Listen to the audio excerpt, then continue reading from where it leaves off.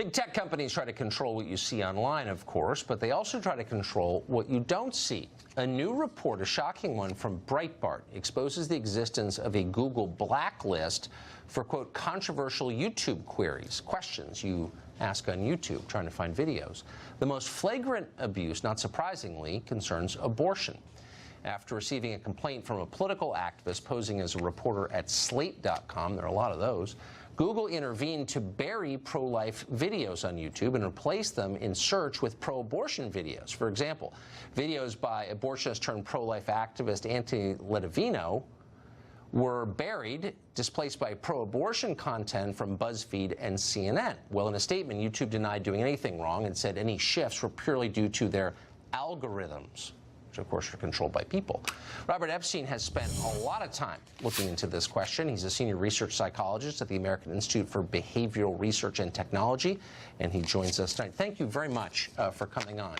You were the first person I thought of when I read this story because you have done, I think, the cutting-edge research into the effect of search, Google search, and other digital platforms on human behavior and political behavior.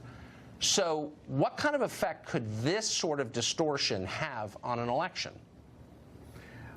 Well, Tucker, it would have a devastating effect. And, you know, as you know, I am not a conservative. I do. I love America. I love democracy. And I think we should all be rising above our politics here and recognize the extreme danger that we're facing when a company like Google can basically censor anything it wants to censor. Now, this new set of leaks is extraordinary because it confirms things that I and others have been saying and writing for years. It confirms, number one, that individual employees at Google have the power to manually remove material, remove content that we see, and they do so often with political ends. And number two, this tells us that Sundar Pichai, a Google CEO, committed perjury when he testified before Congress a few weeks ago because he said quite specifically that Google never does this. So, I mean, my frustration levels are so high, I don't want to take it out on you. But the first thought is, well, why isn't he being recalled back to Congress to explain himself or face charges? Because you're not allowed to commit perjury. But my question is, can any of us trust that the next election won't be swayed dramatically in one direction by interference from the tech companies? I guarantee you that this past election was affected. I'll be releasing some data on this, I hope, in early March that'll make the point beyond any doubt.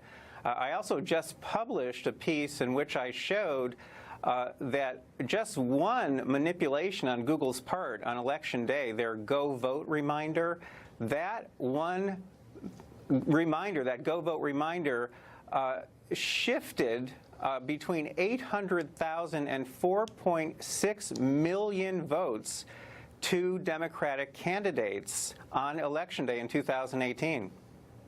So why isn't this the hacking of our democracy? I mean, how can you have a democracy under these circumstances?